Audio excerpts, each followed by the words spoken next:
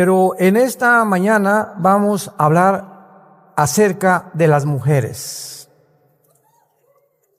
No se pongan tan contentas, ¿eh? No, mi esposo ahorita me dijo, te suplico, por favor, sé misericordioso. Le dije, mi amor, no te preocupes, le digo, es la palabra de Dios. Y una de las cosas más maravillosas de la Biblia es que ahora sí, como en México decimos, a mí que me esculquen. O sea, la palabra, y si alguien se enoja o a alguien no le parece, se está peleando contra Dios. Porque nosotros no hicimos la Biblia. Así que solamente Dios nos pide que seamos fieles a este mensaje y que lo compartamos. Las reacciones siempre van a ser positivas y van a ser negativas, porque no todas las personas están abiertas en su corazón para recibir y hacer la voluntad de Dios. Muy bien. Vamos a comenzar, aunque ustedes no lo crean, abran sus Biblias en Proverbios 31 y en Tito capítulo 2 y 1 Timoteo capítulo 2. Son los tres pasajes de la Biblia. Proverbios 31 en el Antiguo Testamento, la mujer virtuosa. Tito capítulo 2 y 1 Timoteo capítulo 2. Son estos dos pasajes que vamos a leer y a extraer la sabiduría que Dios ha dejado para las mujeres en estos pasajes, y es maravilloso que puedan las mujeres entender el privilegio que Dios les dio. Porque cuando se hizo la primera promesa en la Biblia, la primera promesa en la Biblia del Mesías que tenía que venir a rescatarnos, a redimir a la humanidad, en Génesis 3:15 se le hizo a una mujer. Esto es impresionante. Y en esta promesa Dios le dice a la mujer que de su semilla, esto es lo más interesante, que de su semilla vendría el Mesías, de la semilla de la mujer. Y de la semilla de Satanás surgiría finalmente el anticristo. Pero lo interesante de esto y lo maravilloso del lenguaje encriptado de la Biblia es que a través de muchos siglos muchas personas de carácter científico comenzaron a interrogar y a burlarse de la Biblia, porque cuando Gregorio Mendel en 1860 comienza a hacer los primeros experimentos con chícharos para postular las leyes de la herencia, la Biblia decía que la mujer iba a tener una semilla, y se descubre que es el hombre el que tiene el esperma. A los que quieren apuntar, esta palabra semilla, siempre que la encuentren, es la palabra hebrea sera, con Z, sera, no Sara, donde compran las mujeres su ropa, sera. Y esta palabra sera es esperma. Se tradujo muchas veces linaje o descendencia, porque cuando ya hasta el siglo XX, de los 50, como ya hemos visto, los doctores Watson y Crick les dieron el premio Nobel de Medicina por descubrir el ADN, el ácido desoxirribonucleico, pues ya se pudo descubrir que hay en cada de las millones de células que tenemos en el cuerpo una información inteligente, y que en el momento en que los 23 cromosomas de mi papá y los 23 cromosomas de mi mamá se unieron por el esperma de mi padre, si el esperma de mi padre traía el cromosoma Y, estaba determinando que el producto iba a ser varón, porque los cromosomas son los que determinan el género. Y si el cromosoma de mi papá era X, se junta con los dos X de mi mamá, el producto va a ser mujer. Esto es interesantísimo a la luz de la genética de la Biblia. Entonces, cuando la Biblia promete que de la semilla de la mujer iba a venir el Mesías, pues se comenzaron a especular, oye, pero el que tiene la semilla no es la mujer. La mujer es la receptora del esperma, de la semilla del varón. Y ya vamos a ver que el varón es el que transmite el pecado a través de su semilla del cromosoma Y desde Adán. Ahora bien, si la mujer iba a portar la semilla, inmediatamente se deduce que la entrada del Mesías al escenario mundial sería de carácter sobrenatural. Jesús, el Hijo de Dios, no podía nacer de un esperma contaminado Y del varón. Además, el Mesías no iba a ser mujer. El Mesías tenía que ser varón, por lo que tenía que portar el cromosoma Y. Entonces comenzó la gente a especular cómo aquí la Biblia se equivocó. No es la mujer la que tiene el esperma o la semilla, es el varón. Pero pasaron 3 siglos más o menos, o 4, cuando el profeta Isaías abre un poquito más la revelación, y entonces dice en Isaías que una mujer virgen, en el hebreo es alma en el hebreo es una mujer que no ha tenido relaciones entre los 14 y 17 años de edad, que el Mesías nacería de una virgen. Se complicaba más la cosa. Si es virgen, ¿cómo puede producir a un varón, verdad? Y entonces, cuando ya pasan aproximadamente 700 años desde Isaías hasta el nacimiento de Jesús, porque Isaías profetizó 700 años antes de que un ángel llamado Gabriel se le aparece a María, Lucas 1, Mateo capítulo 2, y le dice el ángel a María: María, vas a ser mamá. María estaba comprometida con José, significa que no se habían casado, todavía no venían a Cancún a la luna de miel. Y María se sorprende y le contesta al ángel: pero ¿cómo puede ser eso si nosotros no hemos tenido relaciones todavía? Y entonces el ángel Gabriel le dice a María: el santo ser que va a nacer en tu vientre, su papá no va a ser José, se va a llamar Hijo de Dios. Y ustedes no le van a poner el nombre, porque su nombre será Yeshua, que significa Jesús, que significa el Salvador. Entonces, el nacimiento y la entrada del Hijo de Dios al mundo tenía que hacer por la obra del Espíritu Santo. El Espíritu te cubrirá, y esta palabra cubrir aparece 3 veces nada más en la Biblia. En Génesis 1:2, el Espíritu cubría la tierra y comenzó, como esta palabra significa, cuando la gallina se pone sobre sus pollitos, los cubre y los empolla. El empollamiento viene con la cubierta de la gallina sobre los pollitos. Es la misma palabra que el Espíritu Santo, como una gallina, se puso arriba del planeta Tierra y produjo la vida. Toda la vida viene del Espíritu de Dios. La segunda vez que aparece esto es con María. El Espíritu te cubrirá y te hará empollar, con un lenguaje coloquial. Y la tercera vez es para nosotros. Cuando nosotros recibimos a Jesús como nuestro Salvador, el Espíritu Santo, una obra personal, nos cubre y hace nacer, implanta dentro de nuestra alma la semilla del Mesías.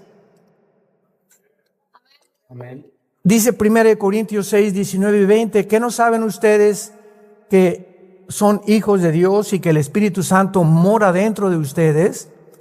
¿Quién es un cristiano? No es una persona que va a una iglesia, que es católico, que es bautista, que es presbiteriano, que es de mormones. Sea, un cristiano es una persona que tiene morando dentro de él al Espíritu de Dios.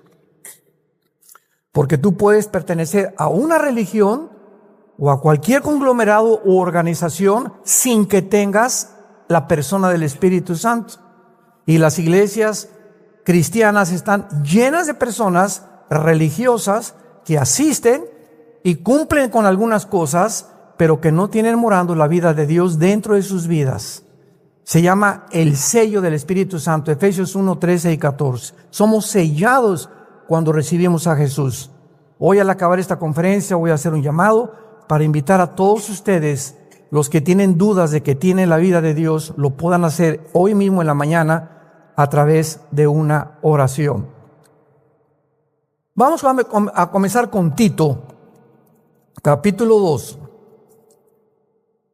Y quiero comenzar con las ancianas, de atrás para adelante, porque lo vamos a ver ahorita.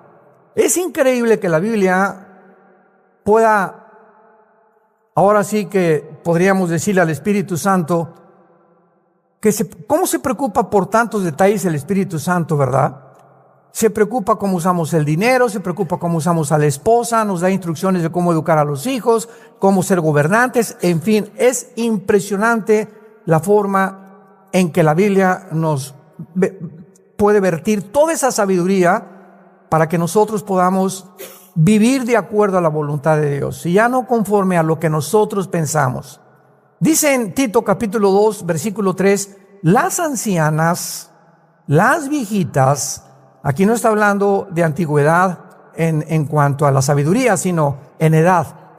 Las viejitas asimismo sean reverentes en su porte, no calumniadoras, no esclavas del vino, maestras del bien, que enseñen a las mujeres jóvenes a amar a sus maridos y a sus hijos, a ser prudentes, castas, cuidadosas de su casa, buenas, sujetas a sus maridos, para que la palabra de Dios no sea blasfemada. Una de las cosas que Dios les aconseja a muchas de ustedes, tal vez muchas de ustedes pues ya llegaron al 5º piso tal vez, ¿verdad? A los 50, otras al 6º, tenemos aquí también señoras ya de 65, 70 años, etcétera, etcétera. Y Dios lo que nos está diciendo es lo siguiente: una mujer, no importa a la edad que llegue, nunca debe dejar de arreglarse. Una mujer no importa, porque la tendencia es, ya llegó a los 40, 45, las mujeres por tendencia comienzan a abandonarse. Ya tienen un hijo, 2 hijos, ¿verdad? Ya se les descompuso esto, y pues ya que sea, seguimos comiendo pizza y sigo comiendo chilaquiles y, ¿verdad?, pan dulce, etcétera, etcétera. Y muchas veces esto hace y provoca, ¿verdad?, las enfermedades como la diabetes, problemas de hipertensión, etcétera, etcétera, porque la tendencia es esa. Ahora, hay muchos países en la que esto no es así. Por ejemplo, en Noruega, Dinamarca, en Suecia, en muchos en Estados Unidos.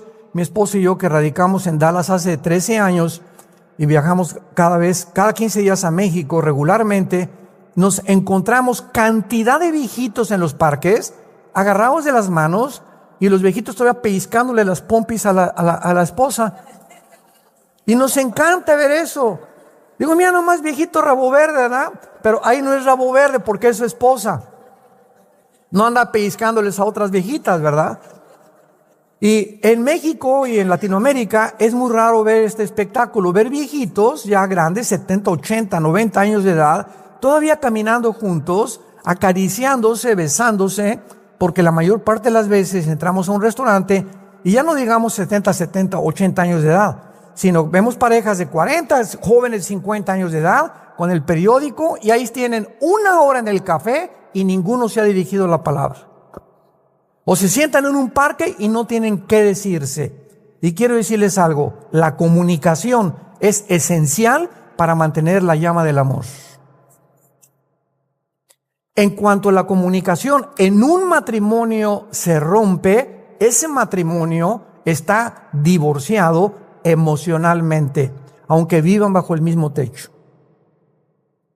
Entonces, qué imprescindible es la comunicación. Yo recuerdo a nuestra abuela materna, la quiero poner como un ejemplo, ya murió, casi de 97 años, mi abuela materna. Yo llegaba se convirtió cuando tenía como 65 años porque era presidenta de la Asociación Católica de México. Era persinada y tenía la Virgen del Sagrado Corazón, sus medallas, en fin, una viejita muy, muy linda, muy religiosa, sinceramente. Era una católica sincera, amaba a Dios. Y cuando se convierte, bueno, pues le tardó como 1 año en que dejara todas sus reliquias y todos sus vírgenes, etcétera, etcétera, porque no podíamos presionarla por su edad, su capacidad mental. Y era una persona que cuando yo llegaba por ella, durante los últimos 4 o 5 años antes de que muriera, le encantaba venir a los estudios de la Biblia.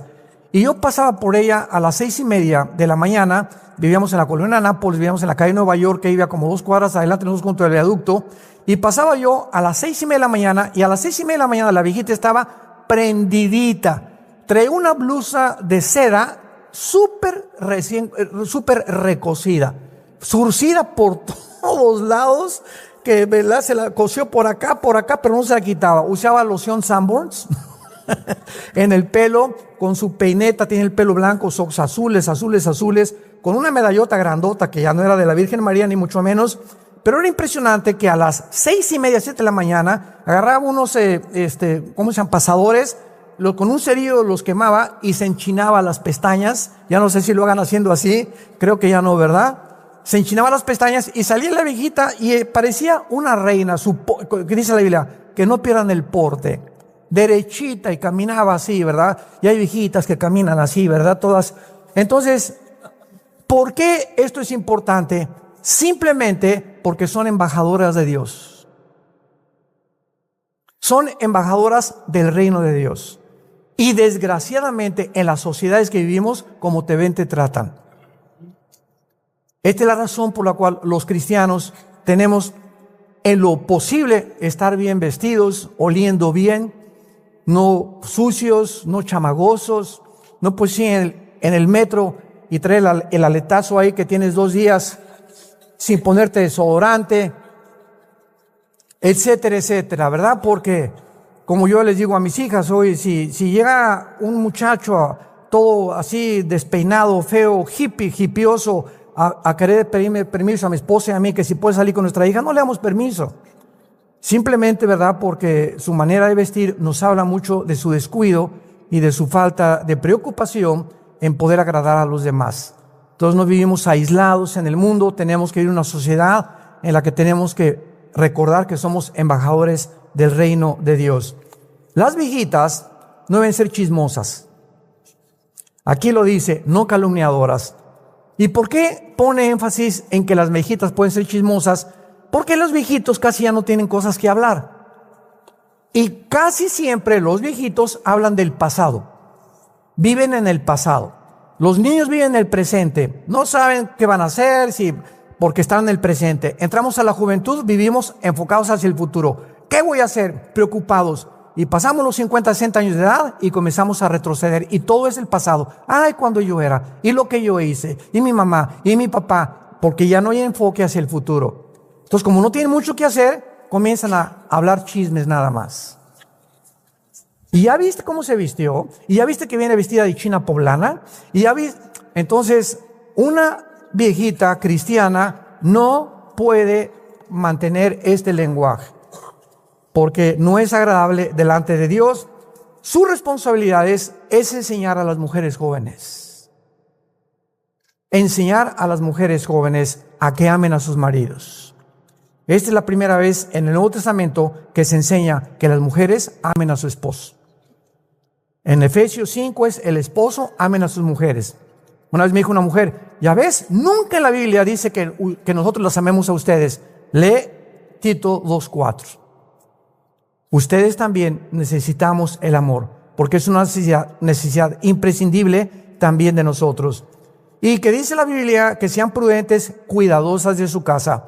Una mujer cristiana, ya de edad, bueno, ya no se diga de las jóvenes, que salga el domingo a su iglesia o que salga de su casa y ahí está la basura y hace 2 días, el lavadero con los platos sin lavar, sin despolvar su casa. Una mujer que no tenga cuidado de su hogar o de su departamento, a Dios no le agrada. Una mujer cristiana tiene que esmerarse en saber que su casa debe siempre ser pulcra, brillante, limpia, cuidadosa.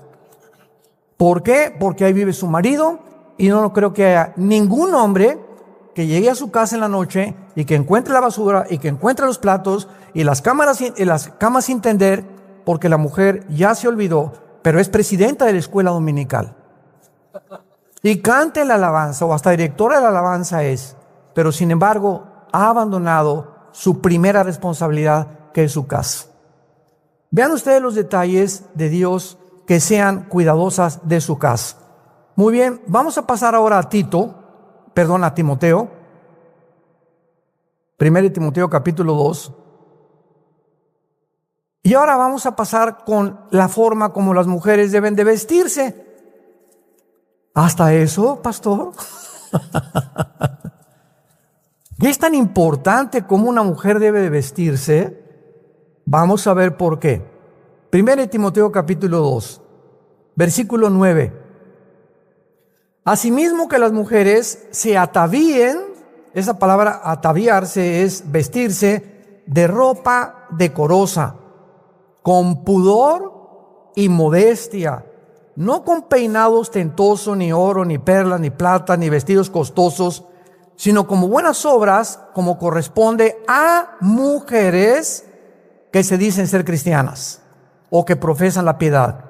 Estos versículos han creado mucha controversia en muchas iglesias cristianas, porque mi esposa y yo conocemos iglesias de tantas que hemos visitado, que hay mujeres que no se ponen nada de maquillaje y se visten como musulmanas. Y hay otras iglesias que hemos ido donde las mujeres parecen árboles de Navidad. En una aparecen las momias de Guanajuato y en la otra árboles de Navidad. O sea, cargadas, ¿verdad?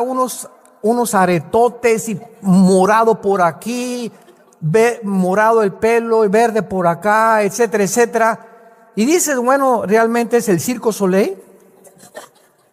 ¿O trabajas de trapecista en el Circo Soleil?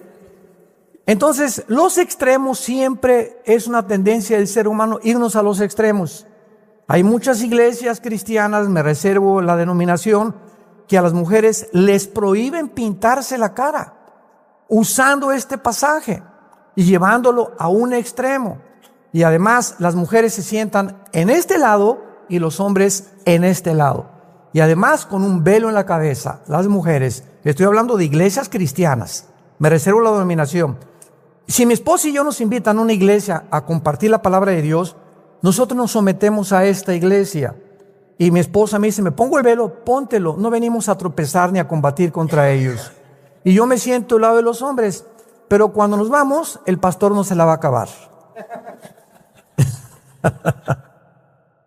Pero públicamente, ¿verdad? Sería antidecoroso, sería falta de honestidad y de ética mía el públicamente degradar al líder de esa iglesia. Igual si tienen una doctrina diferente a la mía, no me meto mucho con ella, voy a predicar el mensaje y aquí en corto vamos a comer y a cenar y ya le comparto al pastor y le digo, ¿verdad? Hermano, ¿verdad? ¿Está usted exagerando en esto? Y ya si me dice, bueno, pues es nuestra costumbre, que Dios los bendiga. Pero son exageraciones. Y esto no debe ser. Una vez yo estaba al sur de México, en la Plaza de Toros, una cruzada de jóvenes, y me acuerdo que en esta ciudad del sur de México, me reservo también el nombre y la denominación, había 38, 39 grados, casi 40 grados de temperatura, un calor impresionante ahí en la Plaza de Toros. Y entonces, ¿qué hice yo? Me arremangué las mangas de mi camisa, traía mi corbata, y se acercan y me dicen muchos pastores, hermano, tápese porque está usted asomando la carne. Dios sabe que les digo la verdad. Y yo dije, ¿what? ¿Qué? Es que la carne no puede estar expuesta. Yo no quise alegar porque ya faltaban como un minuto para poder comenzar la conferencia, pues ya me tuve que bajar la de ese, y ya me las abroché, lo obedecí, ¿verdad? Pero les repito, no me volvieron a invitar. Jamás regresé a esa ciudad. Porque en la noche me preguntaron, ¿usted tiene algo que aportarnos y consejos? Y pues les dije hasta la despedida. En amor. Que las mujeres se vistan de ropa decorosa, con pudor y con modestia. La palabra con pudor y con modestia significa conforme a la moral. Ahora, no significa que no se pinten. Todas las mujeres pueden pintarse, ¿verdad? No hay ningún problema, tampoco hay problema que se hagan cirugía plástica, me han preguntado eso. ¿Puede una mujer cristiana, o puede un hombre hacer cirugía plástica? Escuchen, Dios no está en contra que nos veamos mejores. Hay que carnal, eso no es carnal, el carnal se lleva en el corazón.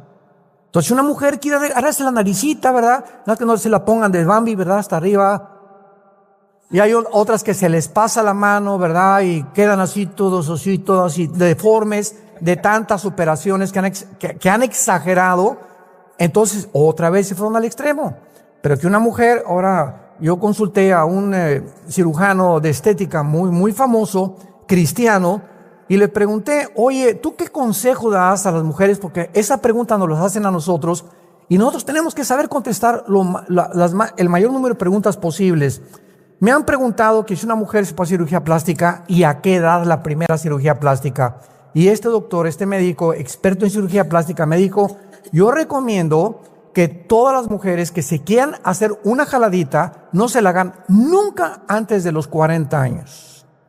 Como el pasado Miss Universo, entre 18 y 23 años de edad, el 85% de las mujeres de Miss Universo de la última estaban operadas de las piernas, de las pompas, el busto, las caras.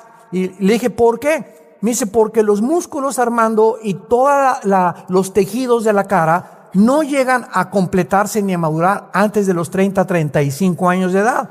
Y si se operan antes, va a crecerles un poco más el lado derecho o la boca, y van a estar a los 40, 50 años deformadas. Entonces, si quieren ustedes darse una jaladita, se la pueden hacer. Y me dijo, y sabes una cosa, recomiendo no más de 2. La segunda, al 60. A los 60. Dice, tiene que pasar 15 o 20 años. Yo no opero a una mujer que me diga, me acabo de hacer una operación hace 5 años. Se tiene que esperar. ¿Por qué? Para que su cutis vaya adaptándose al crecimiento normal que Dios nos ha dado. Entonces, si lo quiere hacer, no hay ningún problema. Se pueden pintar, se pueden poner el pelo bonito, ¿verdad? Etcétera, etcétera. Y lo que la Biblia está hablando es la exageración. No puedes llegar como mujer cristiana a la iglesia el domingo con los ojos morados y con sombras negras, ¿verdad? Que no quiero usar ni un nombre ya para esto. Y el pelo por acá todo, y unos aretotes así que hasta parecen cascabeles que todo el mundo escucha cuando se te mueven los aretes, etcétera, etcétera. Es a lo que Dios se refiere. Y ahora, ¿por qué las mujeres deben vestirse con pudor y con modestia? Simplemente, señoras que nos acompañan, porque a los hombres las tentaciones nos entran por los ojos. Una mujer cristiana no puede ser una mujer escotada. Hasta por acá el escote. Tiene que tener cuidado de sus minifaldas que usa. Y si usa minifaldas o usa pantalones demasiado apretados, que parece que va a montar a caballo, que se ponga una falda. Entonces me han preguntado, ¿una mujer puede subir en pantalones a predicar o a compartir un estudio? Sí lo puede hacer, pero que se tape, ¿verdad? Con sus pantalones apretados y que no ande caminando ahí enfrente de todos. ¿Por qué? Porque a los hombres las tentaciones nos llegan por los ojos. Y alguien puede decir, ¿y qué culpa tenemos que sean tan cochinotes los hombres? Es que tú no puedes, dice la Biblia, que Dios quiere que tengamos la mujer y la ayuda idónea, no la tropezadora idónea. Entonces, tu manera de vestir, tienes que entender algo. El hombre tiene la tendencia, es la naturaleza del hombre. Pasa un bikini y pues ya lo vimos. Ahora, cuando ya comenzamos a educar nuestra alma y nuestro espíritu, ya lo vi una vez, pero no la filmo. Entonces voy a una playa, hemos ido a playas donde ni siquiera traen ya el brasier las mujeres, y pues ya la vimos, ¿verdad? Y ya, ni modo, Señor, y lávame con tu sangre, ten misericordia, Señor, de mí, ¿verdad? Está dura la cosa. Y los hombres no podemos ser mustios, ¿verdad? Una vez me encontré un hermano que me dijo, no, hermano, yo jamás, aunque las vea, soy atraído por las tentaciones. Le dije, cálmate, Malaquías.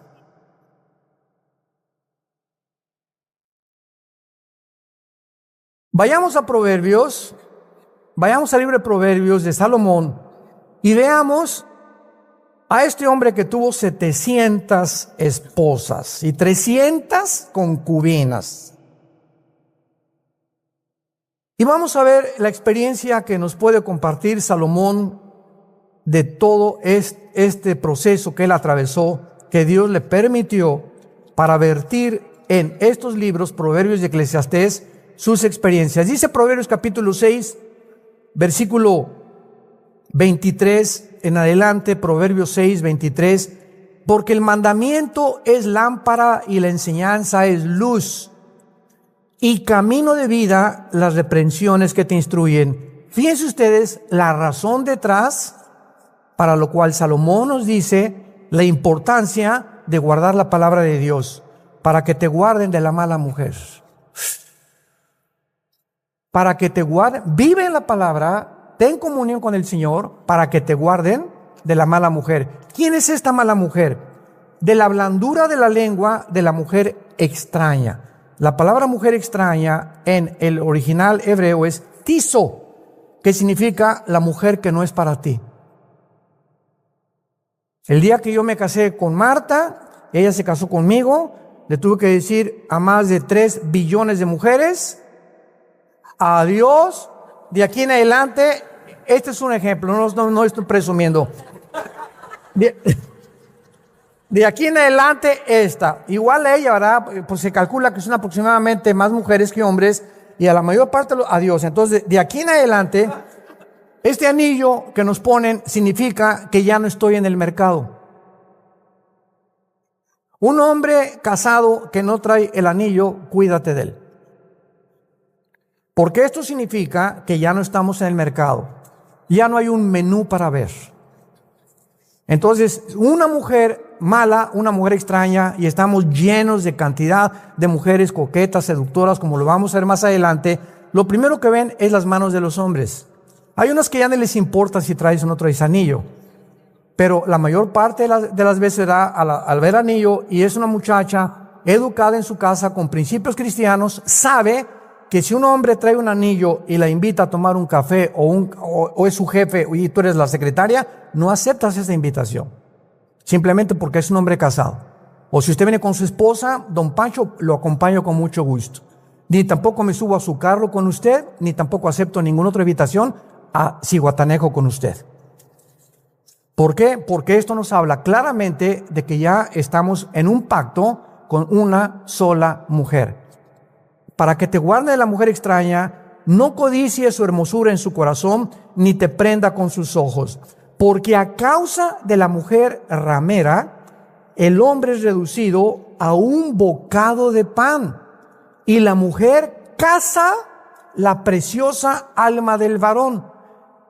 Salomón nos dice con la sabiduría que Dios le dio que el poder seductor de una mujer a cualquier hombre, por más macho, camacho y lo que sea, lo puede vencer. Y escuchen ustedes lo que dice claramente en Proverbios capítulo 7, versículo 24 al 26. Proverbios 7, 24 al 26. Ahora pues, hijos, óiganme, estén atentos a las razones de mi boca. No se aparte tu corazón a sus caminos, no hierres, está hablando de las mujeres, en sus veredas, porque a muchos ha hecho caer heridos, y aún los más fuertes han sido muertos por ella. El hombre más sabio de la Biblia, Salomón, cayó por mujeres. El hombre más fuerte de la Biblia, Sansón, fue seducido por Dalila. Y el hombre que se menciona conforme al corazón de Dios, David, cayó en pecado por una mujer. ¿Qué nos está diciendo la Biblia a los hombres? Por más que tú quieras, no dejes que una mujer se te acerque demasiado a ti. Yo les aconsejo, vamos a tener el mes que entra un congreso de pastores internacional en México, y a los pastores siempre les digo, un pastor nunca le da consejería a una mujer sola. Nunca.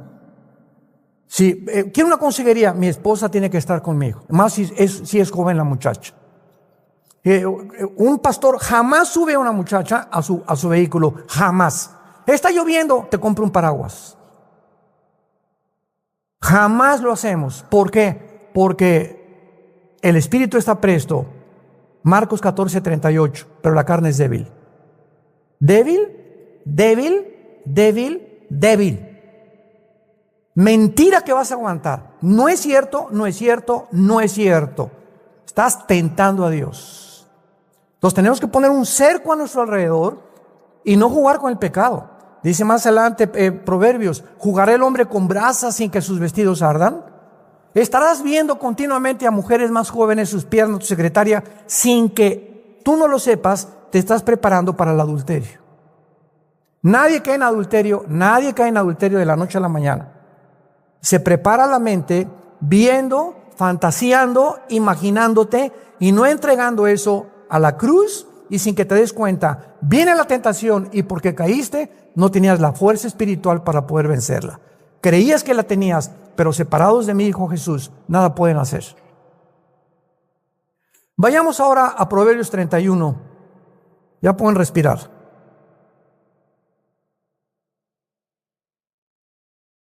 Dura palabra es esta de oír, le decían a Jesús, pero es por el bien de todos ustedes.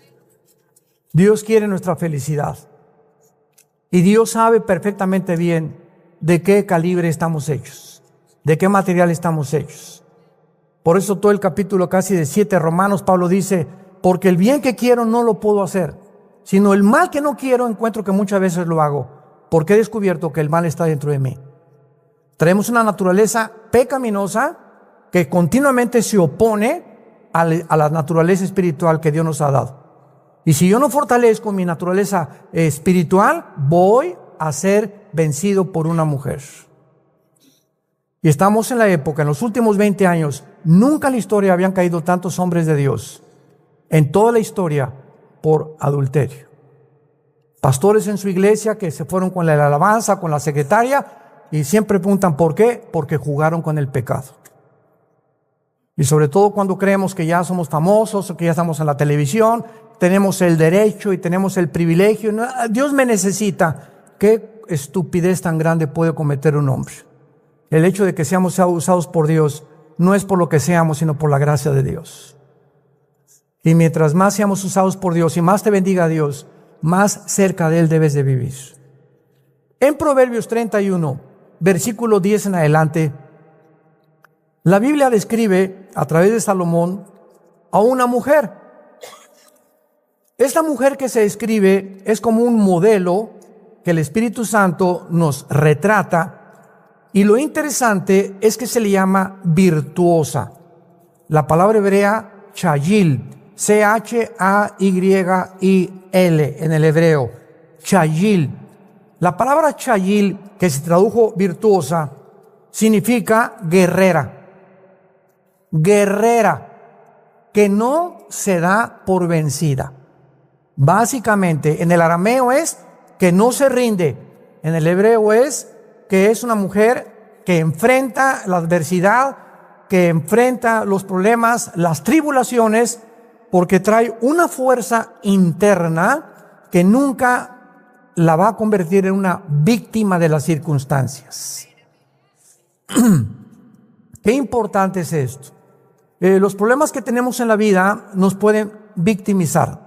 Puedes llegar ahí, pues, mi papá me abandonó y me violó mi papá y nadie me quiere, etcétera, etcétera. Y en ese momento comienzas a volverte enemigo del mundo porque crees que el mundo está en contra de ti. Edgar J. Hoover fue presidente del FBI, fundador y presidente de la Oficina Federal de Investigaciones, FBI en Estados Unidos, y sirvió a casi 5 presidentes, casi 5 administraciones.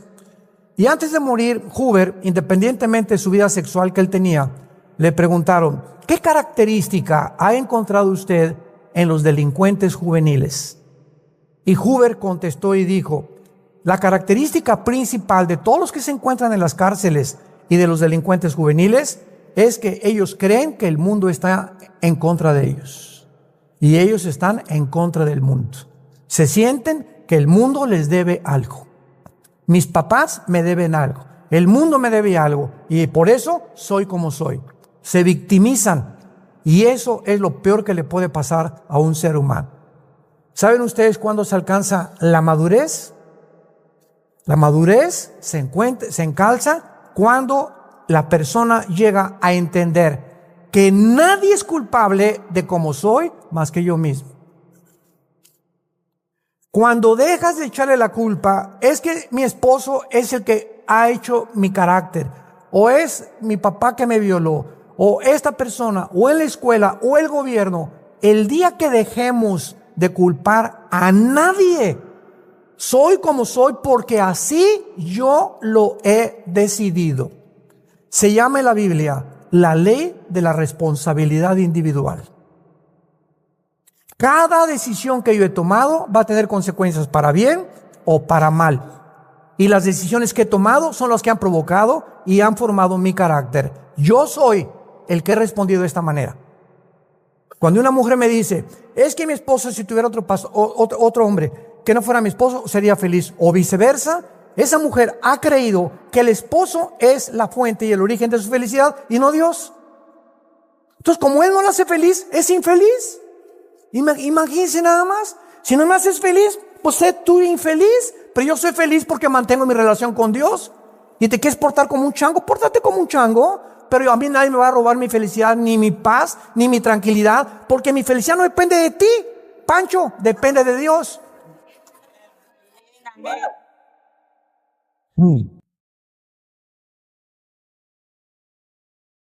Y hay matrimonios que te encuentras amargados, ¿verdad? Es que mi vieja, como dicen en México, ¿verdad? Esto y el otro, y por aquí, por allá, y trae así cara Pancho es que tu felicidad, ¿por qué hemos equivocado el origen de la felicidad?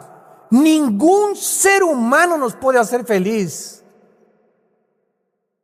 Echando nuestra ansiedad sobre Él. Él tiene cuidado de nosotros. No te dejaré, no temas, dice el Señor. Nunca te dejaré ni te abandonaré. Quita los ojos de Jesús y ponles una persona creyendo que tu felicidad, o tu dinero, o tu suegra, o tu hijo te va a hacer feliz. Te equivocas. Nos van a fallar todos los seres humanos. Todos los seres humanos nos van a fallar, porque somos imperfectos. Por eso dice Dios, ámame con todas tus fuerzas, con toda tu alma y con todo tu corazón. Entonces no tienes la justificación para estar amargada, ni amargado tampoco. No te victimices. Ya salte de esa cárcel que tú te has puesto. Sé libre. Vivimos bajo la ley de la libertad en Cristo Jesús. Esta mujer virtuosa es una mujer guerrera y veamos algunas características de ella. Porque repito, es la palabra chayil, que significa fuerte, valiente, guerrera, que no se rinde, que no se da por vencida. Ahora, dice el versículo 10, que esta mujer, y pregunta el Espíritu Santo, qué interesante, ¿quién la hallará? ¿Quién podría contestar esta pregunta? Porque el que encuentra esta mujer, dice ahí, que su estima sobrepasa el dinero del mundo. Esta mujer es completamente invaluable por el mundo. Esta mujer es mejor que sacarte la lotería.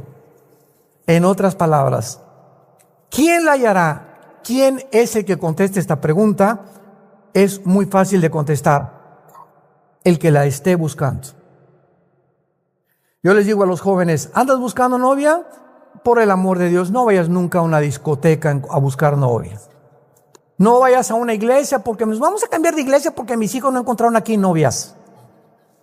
No se imagina la cantidad de familias que hay así, ¿no?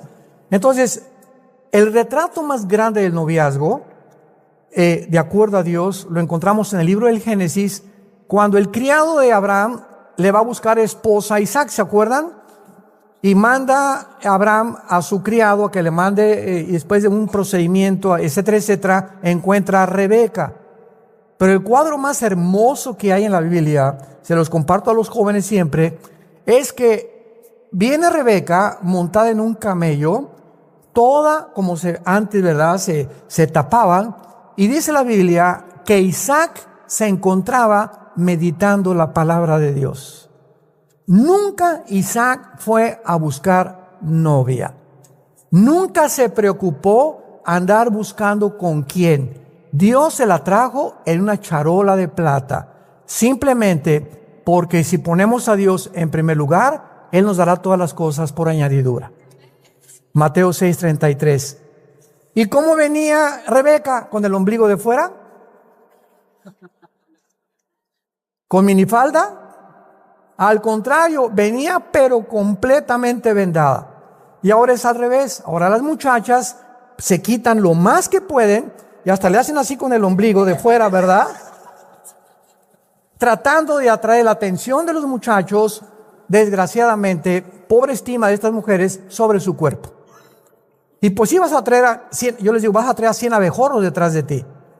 Pero las personas que se acerquen, recuerda una cosa, se van a acercar por tu cuerpo, van a buscar tu cuerpo y no el espíritu que Dios te ha puesto dentro de ti.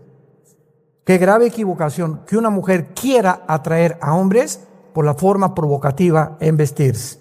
La mujer virtuosa sobrepasa todas las piedras y el valor que le podamos dar. Dice el versículo 11, el corazón de su marido está en ella confiado y no carecerá de ganancias. En otras palabras, el corazón de su marido está en ella confiado. ¿Por qué? ¿Por qué son los celos? Hay celos buenos, hay celos malos. ¿Sabían ustedes eso, verdad? Hay un enojo santo o una ira santa, hay una ira no santa. Dice en Efesios, enójate porque forma parte, pero no amanezcas enojado. Nunca permitas 2 días enojado con tu esposo. Ya nos gritamos, ya nos sombrereamos, ya nos discutimos. Ok, procura en la noche, Señor, Padre, perdónanos, mi amor, perdóname, pero no quiero mañana amanecer igual que como nos peleamos hoy en la tarde. Porque cuando el enojo dura 2 o 3 días y no hay perdón en la pareja, abrimos la puerta a los demonios. Se vienen contra nosotros a crear amargura, rencor, y el alma comienza a ser envenenada. Y en cuanto hay amargura, se pierde el discernimiento de la voz del Espíritu Santo. Vienes a la Biblia y ya no vas a entenderla, o no te va a poder Dios hablar porque hay un estorbo en tu corazón. Saca de ti el rencor y la amargura para que tu comunión con Dios sea limpia y transparente. ¿Por qué el corazón del hombre está confiado? Hay celos buenos. Si mi esposa me dice, por ejemplo, un día, voy a comprar pan a la panadería, y yo sé que en esa cuadra donde está la panadería hay un grupo que siempre se junta de muchachos no cristianos, no así pandilleros, entonces yo le digo, te voy a acompañar. Ella no me va a decir que porque está celoso, no, te voy a acompañar porque mi celo es evitar que alguien te pueda lastimar. Entonces no la acompaño por un pensamiento de que se va a ir con los pandilleros, sino simplemente para protegerla. Dice Santiago capítulo 4, versículo 4, que Dios es celoso de nosotros. Es un celo santo, nos cela a Dios cuando Él sabe que algo nos va a pasar malo y trata de quitarnos esas amistades que nos pueden lastimar. Ahora, los celos equivocados son la falta de confianza por la inseguridad de que tu esposa o tu esposo te vaya a fallar. Ahora, ¿por qué el marido de esta mujer está confiado? Simplemente porque ella no es coqueta. Porque ella no es coqueta. Si tú vas con tu marido, ¿verdad? Y ves que tu esposa voltea a ver a todos los hombres y por aquí, por allá, pues es una coqueta. Sus ojos tienen que estar en Jesús. Y cuando una mujer se viste y camina así, ¿por qué te vistes así, mi amor? Pareces licuadora como te mueves. Por el amor de Dios, o sea, si te quieres mover, muévete conmigo en la noche. Ahí. Y la danza de los 7 velos si quieres, ¿verdad? Pero ¿por qué te tienes que mover así o caminar así en la calle donde cientos de miradas de hombres te están viendo? ¿Quieres realmente atraer miradas de otros hombres que no son tu esposo sobre tu cuerpo? No eres una mujer piadosa. Las mujeres que profesan caminar con Jesús tienen que cuidar su manera de caminar, de mirar a los hombres, etcétera, etcétera. Y por eso el corazón del hombre está confiado. Mi esposa, ¿por qué tiene confianza en mí? Ella sabe cuando voy a algún lugar, ¿verdad? Y me lo ha dicho muchas veces. Yo de veras se lo digo sinceramente, aquí está mi esposa el testigo, vamos a un restaurante, vienen meseras en Estados Unidos, la mayoría son muy bonitas en Estados Unidos las meseras, y siempre les hablo de Cristo, pero con ella. Entonces cuando un marido dice, es que me encanta testificar, pero siempre le gusta testificarle a jovencitas. Digo, ya puedes sospechar, ¿verdad? Y entonces una vez mi esposa me dijo, ¿sabes qué me molesta que lo hagas? Ya no lo volví a hacer. Ya no lo, mejor le dije a Caleb o a mis hijos, ¿verdad? Háblenle ustedes a la mesera del Señor. Para evitar, o sea, a mi esposita le molesta, ok, yo no quiero hacer nada que le moleste. Y si ella tiene una actitud también se lo voy a decir, y eso nos va a ayudar a poder edificarnos mutuamente. Pero tenemos que estar atentos a eso. Y esta es la razón de los celos equivocados. En el versículo 12 dice que su lealtad es a su marido. Le da a ella, o sea, al marido, bien y no mal, todos los días de su vida. Significa, ¿verdad?, que ella, esto es importante, nunca, mujer que me escuchas, critiques a tu marido públicamente. Nunca. No te atrevas a hacerlo. Y menos cuando está junto a ti. No hables mal de tu marido. Peor todavía. Porque en ese momento tu marido, pues, ¿verdad?, tendría ganas de, ¿qué voy a hacer? Digo, ¿cuánta deslealtad puede una mujer tener? Humillar a su marido públicamente o hablar mal de él públicamente, o peor todavía, enfrente de él, degradarlo. Una vez mi esposa y yo estábamos en Tucson, Arizona, hace muchos años, y estábamos en una reunión de pastores que nos invitaron a compartir. Y había un pastor bautista, ya se murió, también ella ya se murió, y estábamos todos así en la reunión, y de repente ella llega y lo agarra el pelo y le comienza a hacer así. En frente de todos, te dije que me dejaras el dinero, y le hacía así la cabeza. No lo podíamos creer. Mi esposa es testigo de eso también. No lo podíamos creer que pudiera ser.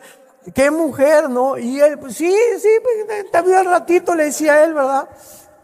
No duró mucho tiempo este hermano.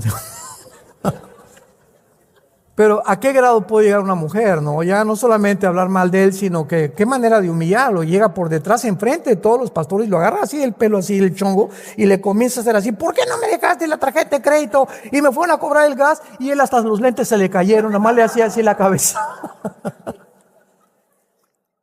Dice en el versículo 13 y 14, ella busca lana y lino, con voluntad trabaja con sus manos, es como un ave de mercader, trae su pan de lejos. Aquí vemos su productividad. El uso y la rueca eran apartados para hilar y torcer hilos en la antigüedad. Dice el versículo 19, aplica sus manos al uso y sus manos a la rueca. Eran aparatos para hilar y torcer los hilos. Y esto nos enseña que el diseño perfecto de Dios para la mujer es que trabaje en su casa. Ahora bien, hasta 1950, el 8% de las mujeres en Estados Unidos trabajaban. 1960 subió al 20%.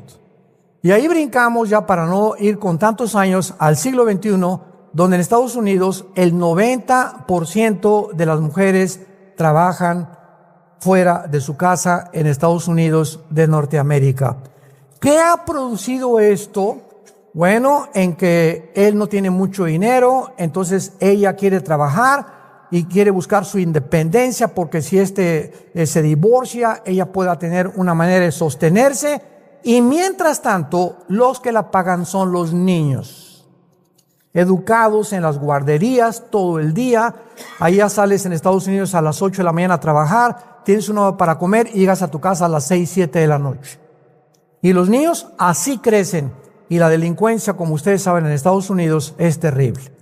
Ya están matando los niños de 10, 12 años de edad, ellos en las escuelas, porque el niño necesita seguridad, cariño y amor. Ahora bien, si tu esposo, por ejemplo, es abogado y tú eres secretaria, qué bendición que sea la secretaria de tu esposo. Si tu esposo es médico, qué bendición que tú seas la enfermera de tu esposo. Si tu esposo es pastor, qué bendición que tú lo ayudes en tu casa con tus hijos y que puedas tener tu prioridad. Pero si ustedes no pueden, ya no tienen hijos ni mucho menos, y la mujer quiere trabajar, no hay ningún problema. Sería un extremo, aquí te quedas, aquí a hacerme los frijoles. Entonces tenemos que orar para poder tener un hogar organizado, equilibrado, y que Dios nos pueda dar la sabiduría para saber cómo actuar. Pero el ideal, repito, el ideal bíblico es que la mujer trabaje en su casa. Ese es el ideal. Cuidando a sus hijos, ahí es donde la mujer se realiza. Pero la mujer independiente del siglo XX comenzó a abrirse paso por el machismo del hombre. Porque se la relegaron, las oprimieron, y vino el movimiento de liberación femenino. Vemos el versículo 15 en penúltimo lugar, que dice la Biblia: se levanta aún de noche y da comida a su familia y ración a sus criadas. Su principal preocupación de una mujer de Dios es su familia, no su trabajo. Yo tengo una hermana, se los digo con todo mi corazón, porque ella cuenta su testimonio. Tere, ahora ella y su esposo se casó con un norteamericano, viven cerca de San Francisco, California. Mi hermana tiene 3,300 iglesias, y ella y su esposa en consejería pastoral. ¿Por qué? Porque solo el temor de Dios es el que nos hará vivir tranquilos y confiados en Él. Oremos.